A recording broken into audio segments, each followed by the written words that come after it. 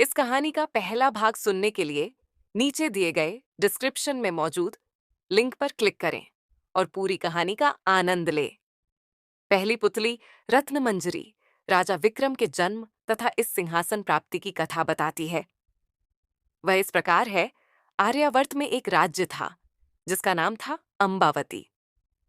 वहां के राजा गंधर्वसेन ने चारों वर्णों की स्त्रियों से 4 विवाह किए थे। ब्राह्मणी के पुत्र का नाम ब्रह्मवीत था। क्षत्राणी के 3 पुत्र हुए, शंख, विक्रम तथा भर्तृहरि। वैश्य पत्नी ने चंद्र नामक पुत्र को जन्म दिया तथा शूद्र पत्नी ने धनवंतरि नामक पुत्र को। ब्रह्मणीत को गंधर्वसेन ने अपना दीवान बनाया, पर वह अपनी जिम्मेवारी अच्छी तरह नहीं निभा सका और राज्य से पलायन कर गया। कुछ समय भटकने के बाद धारा नगरी में ऊंचा ओहदा प्राप्त किया तथा एक दिन राजा का वध करके खुद राजा बन गया। काफी दिनों के बाद उसने उज्जैन लौटने का विचार किया, लेकिन उज्जैन आते ही उसकी मृत्यु हो गई। क्षत्राणी के बड़े पुत्र शंख को शंका हुई कि उसके पिता विक्रम को योग्य समझकर उसे अपना उत्तराधिकारी घोषित कर सकते हैं, और उसने एक दिन सोए हुए पिता का वध करके स्वयं को राजा घोषित कर दिया। हत्या का समाचार दावानल की तरह फैला और उसके सभी भाई प्राण रक्षा के लिए भाग निकले। विक्रम को छोड़कर बाकी सभी भाइयों का पता उसे चल गया और वे सभी मार डाले गए। बहुत प्रयास के बाद शंख को पता चला कि घने जंगल में सरोवर के बगल में एक कुटिया में विक्रम रह रहा है तथा कंदमूल खाकर घनघोर तपस्या में रत है। वह उसे मारने की योजना बनाने लगा और एक तांत्रिक को उसने अपने षड्यंत्र में शामिल कर लिया। योजनानुसार तांत्रिक विक्रम को भगवती आराधना के लिए राजी करता तथा भगवती के आगे विक्रम के सर झुकाते ही शंख तलवार से वार करके उसकी गर्दन काट डालता। मगर विक्रम ने खतरे को भांप लिया और तांत्रिक को सर झुकाने की विधि दिखाने को कहा। शंख मंदिर में छिपा हुआ था। उसने विक्रम के धोखे में तांत्रिक की हत्या कर दी। विक्रम ने झपटकर शंख की तलवार छीनकर उसका सर धड़ से अलग कर दिया। शंख की मृत्यु के बाद उसका राज्यारोहण हुआ। एक दिन शिकार के लिए विक्रम जंगल गए। मृग का पीछा करते करते सबसे बिछुड़कर बहुत दूर चले आए। उन्हें एक महल दिखा और पास आकर पता चला कि वह महल तूतवरण का है, जो कि राजा बाहुबल का दीवान है। तूतवरण ने बात ही बात में कहा कि विक्रम बड़े ही यशस्वी राजा बन सकते हैं यदि राजा बाहुबल उनका राज्य तिलक करे, और उसने यह भी बताया कि भगवान शिव द्वारा प्रदत्त अपना स्वर्ण सिंहासन अगर बाहुबल विक्रम को दे दें तो विक्रम चक्रवर्ती सम्राट बन सकते हैं। बाहुबल ने विक्रम का न केवल राज तिलक किया, बल्कि खुशी खुशी उन्हें स्वर्ण सिंहासन भी भेंट कर दिया। कालांतर में विक्रमादित्य चक्रवर्ती सम्राट बन गए और उनकी कीर्ति पताका सर्वत्र लहरा उठी। दूसरी पुतली चित्रलेखा की कथा इस प्रकार है। एक दिन राजा विक्रमादित्य शिकार खेलते खेलते एक ऊंचे पहाड़ पर आए। वहां उन्होंने देखा एक साधु तपस्या कर रहा है। साधु की तपस्या में विघ्न नहीं पड़े, यह सोचकर वे उससे श्रद्धापूर्वक प्रणाम करके लौटने लगे। उनके मुड़ते ही साधु ने आवाज दी और उन्हें रुकने को कहा। विक्रमादित्य रुक गए और साधु ने उनसे प्रसन्न होकर उन्हें एक फल दिया। उसने कहा, जो भी इस फल को खाएगा तेजस्वी और यशस्वी पुत्र प्राप्त करेगा। फल प्राप्त कर जब वे लौट रहे थे तो उनकी नजर एक तेजी से दौड़ती महिला पर पड़ी। दौड़ते दौड़ते एक कुएं के पास आई और छलांग लगाने को उद्यत हुई। विक्रम ने उसे थाम लिया और इस प्रकार आत्महत्या करने का कारण जानना चाहा। महिला ने बताया कि उसकी कई लड़कियां हैं, पर पुत्र एक भी नहीं। चूंकि हर बार लड़की ही जन्म लेती है, इसीलिए उसका पति उससे नाराज है और गाली गलौज तथा मारपीट करता है। वह इस दुर्दशा से तंग होकर आत्महत्या करने जा रही थी। राजा विक्रमादित्य ने साधु वाला फल उसे दे दिया तथा आश्वासन दिया कि अगर उसका पति फल खाएगा तो इस बार उसे पुत्र ही होगा। कुछ दिन बीत गए। एक दिन एक ब्राह्मण विक्रम के पास आया और उसने वही फल उसे भेंट किया। विक्रम स्त्री की चरित्रहीनता से बहुत दुखी हुए। ब्राह्मण को विदा करने के बाद वे फल लेकर अपनी पत्नी के पास आए और उसे वह फल दे दिया। विक्रम की पत्नी भी चरित्रहीन थी और नगर के कोतवाल से प्रेम करती थी। उसने वो फल नगर कोतवाल को दिया ताकि उसके घर यशस्वी पुत्र जन्म ले।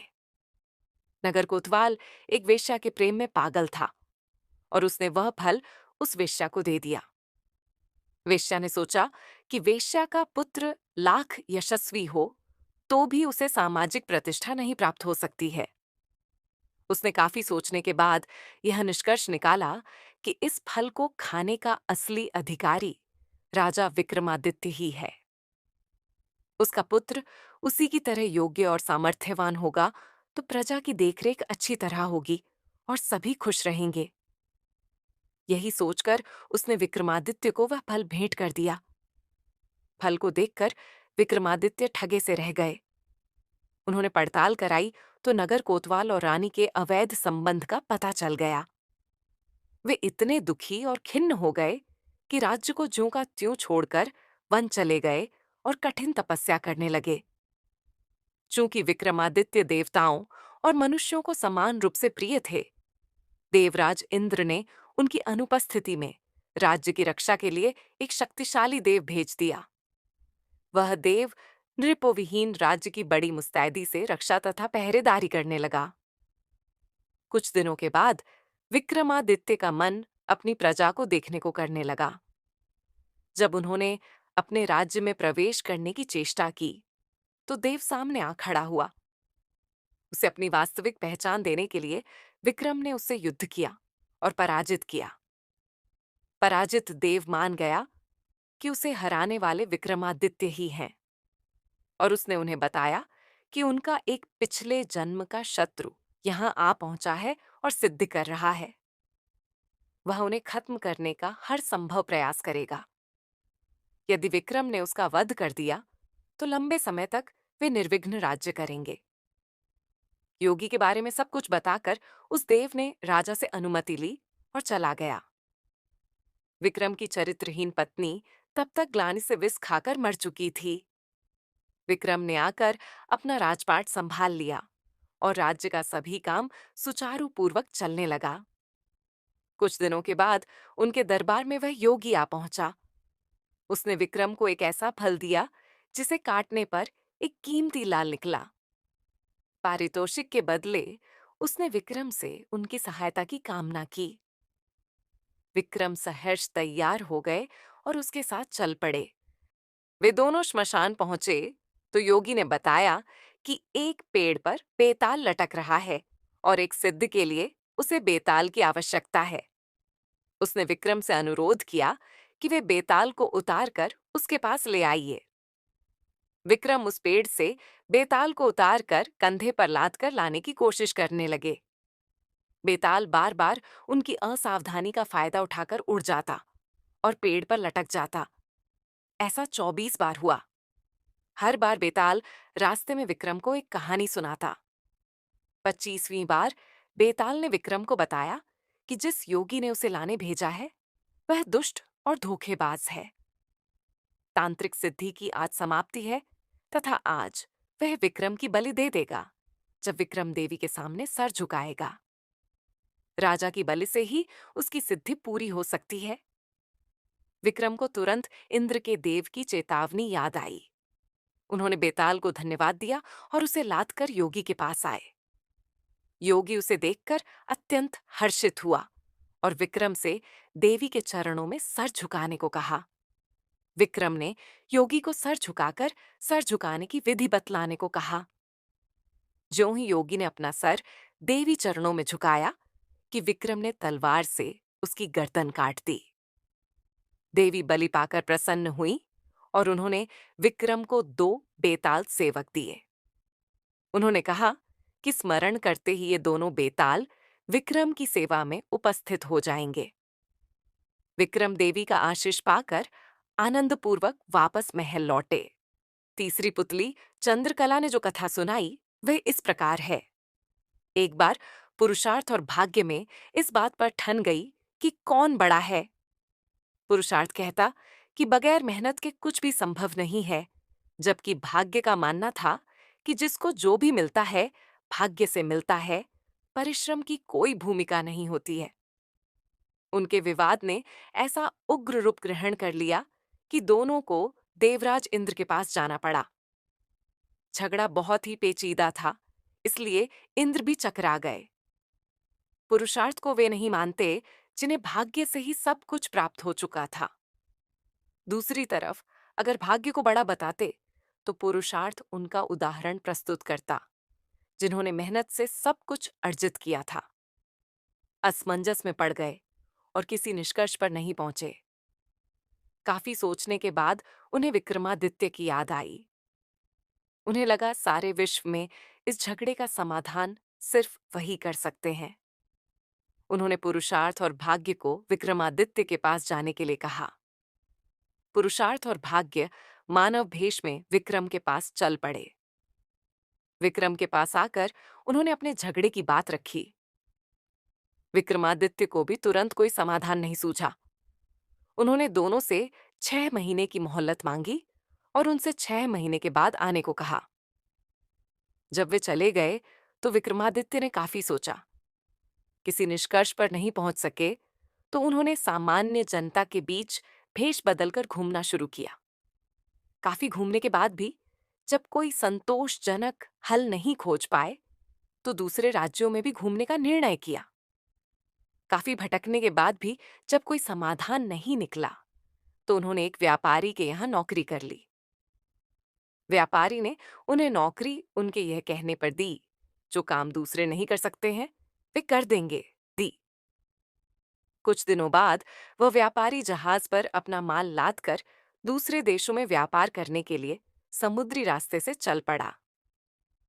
अन्य नौकरों के अलावा उसके साथ विक्रमादित्य भी थे। जहाज कुछ ही दूर गया होगा कि भयानक तूफान आ गया। जहाज पर सवार लोगों में भय और हताशा की लहर दौड़ गई। किसी तरह जहाज एक टापू के पास आया और वहां लंगर डाल दिया गया। जब तूफान समाप्त हुआ तो लंगर उठाया जाने लगा, मगर लंगर किसी के उठाए न उठा। अब व्यापारी को याद आया कि विक्रमादित्य ने यह कहकर नौकरी ली थी कि जो कोई न कर सकेगा वे कर देंगे। उसने विक्रम से लंगर उठाने को कहा। लंगर उनसे आसानी से उठ गया। लंगर उठते ही जहाज ऐसी गति से बढ़ गया कि टापू पर विक्रम छूट गए। उनकी समझ में नहीं आया क्या किया जाए। द्वीप पर घूमने फिरने चल पड़े। नगर के द्वार पर एक पट्टिका टंगी थी जिस पर लिखा था कि वहां की राजकुमारी का विवाह विक्रमादित्य से होगा। वे चलते चलते महल तक पहुंचे। राजकुमारी उनका परिचय पाकर खुश हुई और दोनों का विवाह हो गया। कुछ समय बाद वे कुछ सेवकों को साथ ले अपने राज्य की ओर चल पड़े। रास्ते में विश्राम के लिए जहां डेरा डाला वहीं एक सन्यासी से उनकी भेंट हुई। सन्यासी ने उन्हें एक माला और एक छड़ी दी। उस माला की 2 विशेषताएं थीं। उसे पहनने वाला अदृश्य होकर सब कुछ देख सकता था तथा गले में माला रहने पर उसका हर कार्य सिद्ध हो जाता। छड़ी से उसका मालिक सोने के पूर्व कोई भी आभूषण मांग सकता था। सन्यासी को धन्यवाद देकर विक्रम अपने राज्य लौटे। एक उद्यान में ठहरकर संग आए सेवकों को वापस भेज दिया तथा अपनी पत्नी को संदेश भिजवाया कि शीघ्र ही वे उसे अपने राज्य बुलवा लेंगे। उद्यान में ही उनकी भेंट एक ब्राह्मण और एक भाट से हुई। वे दोनों काफी समय से उस उद्यान की देखभाल कर रहे थे। उन्हें आशा थी कि उनके राजा कभी उनकी सुध लेंगे तथा उनकी विपन्नता को दूर करेंगे। विक्रम पसीज गए। उन्होंने सन्यासी वाली माला भाट को तथा छड़ी ब्राह्मण को दे दी। ऐसी अमूल्य चीजें पाकर दोनों धन्य हुए और विक्रम का गुणगान करते हुए चले गए। विक्रम राज दरबार में पहुंचकर अपने कार्य में संलग्न हो गए। 6 मास की अवधि पूरी हुई तो पुरुषार्थ तथा भाग्य अपने फैसले के लिए उनके पास आए। विक्रम ने उन्हें बताया कि वे एक दूसरे के पूरक हैं। उन्हें छड़ी और माला का उदाहरण याद आया। जो छड़ी और माला उन्हें भाग्य से सन्यासी से प्राप्त हुई थीं, उन्हें ब्राह्मण और भाट ने पुरुषार्थ से प्राप्त किया। पुरुषार्थ और भाग्य पूरी तरह संतुष्ट होकर वहां से चले गए। चौथी पुतली कामकंदला की कथा से भी विक्रमादित्य की दानवीरता तथा त्याग की भावना का पता चलता है। वह इस प्रकार है। एक दिन राजा विक्रमादित्य दरबार को संबोधित कर रहे थे। तभी किसी ने सूचना दी कि एक ब्राह्मण उनसे मिलना चाहता है। विक्रमादित्य ने कहा कि ब्राह्मण को अंदर लाया जाए। जब ब्राह्मण उनसे मिला तो विक्रम ने उसके आने का प्रयोजन पूछा। ब्राह्मण ने कहा कि वह किसी दान की इच्छा से नहीं आया है, बल्कि उन्हें कुछ बतलाने आया है। उसने बतलाया कि मानसरोवर में सूर्योदय होते ही एक खंभा प्रकट होता है, जो सूर्य का प्रकाश ज्यों-ज्यों फैलता है, ऊपर उठता चला जाता है, और जब सूर्य की गर्मी अपनी पराकाष्ठा पर होती है, तो सूर्य को स्पर्श करता है। ज्यों-ज्यों सूर्य की गर्मी घटती है, छोटा होता जाता है तथा सूर्यास्त होते ही जल में विलीन हो जाता है। विक्रम के मन में जिज्ञासा हुई कि ब्राह्मण का इससे अभिप्राय क्या है। ब्राह्मण उनकी जिज्ञासा को भांप गया और उसने बतलाया कि भगवान इंद्र का दूत बनकर वह आया है, ताकि उनके आत्मविश्वास की रक्षा विक्रम कर सके। उसने कहा कि सूर्य देवता को घमंड है कि समुद्र देवता को छोड़कर पूरे ब्रह्मांड में कोई भी उनकी गर्मी को सहन नहीं कर सकता। देवराज इंद्र उनकी इस बात से सहमत नहीं है। उनका मानना है कि उनकी अनुकंपा प्राप्त मृत्युलोक का एक राजा सूर्य की गर्मी की परवाह न करके उनके निकट जा सकता है। वह राजा आप हैं। राजा विक्रमादित्य को अब सारी बात समझ में आ गई। उन्होंने सोच लिया कि प्राणोत्सर्ग करके भी सूर्य भगवान को समीप से जाकर नमस्कार करेंगे तथा देवराज के आत्मविश्वास की रक्षा करेंगे। उन्होंने ब्राह्मण को समुचित दान दक्षिणा देकर विदा किया तथा अपनी योजना को कार्य रूप देने का उपाय सोचने लगे। उन्हें इस बात की खुशी थी कि देवतागण भी उन्हें योग्य समझते हैं। भोर होने पर दूसरे दिन वे अपना राज्य छोड़कर चल पड़े। एकांत में उन्होंने मां काली द्वारा प्रदत्त दोनों बेतालों का स्मरण किया। दोनों बेताल तत्क्षण उपस्थित हो गए। विक्रम को उन्होंने बताया कि उन्हें उस खंभे के बारे में सब कुछ पता है। दोनों बेताल उन्हें मानसरोवर के तट पर लाए। रात उन्होंने हरियाली से भरी जगह पर काटी और भोर होते ही उस जगह पर नजर टिका दी जहां से खंभा प्रकट होता। सूर्य की किरणों ने ज्यों ही मानसरोवर के जल को छुआ कि एक खंभा प्रकट हुआ। विक्रम तुरंत तैरकर उस खंभे तक पहुंचे। खंभे पर ज्यों ही विक्रम चढ़े, जल में हलचल हुई और लहरें उठकर विक्रम के पांव छूने लगीं। ज्यों-ज्यों सूर्य की गर्मी बढ़ी, खंभा बढ़ता रहा। दोपहर आते आते खंभा सूर्य के बिल्कुल करीब आ गया। तब तक विक्रम का शरीर जलकर बिल्कुल राख हो गया था। सूर्य भगवान ने जब खंभे पर एक मानव को जला हुआ पाया तो उन्हें समझते देर नहीं लगी कि विक्रम को छोड़कर कोई दूसरा नहीं होगा। उन्होंने भगवान इंद्र के दावे को बिल्कुल सच पाया। उन्होंने अमृत की बूंदों से विक्रम को जीवित किया तथा अपने स्वर्ण कुंडल उतारकर उन्हें भेंट कर दिए। उन कुंडलों की विशेषता थी कि कोई भी इच्छित वस्तु वे कभी भी प्रदान कर देते।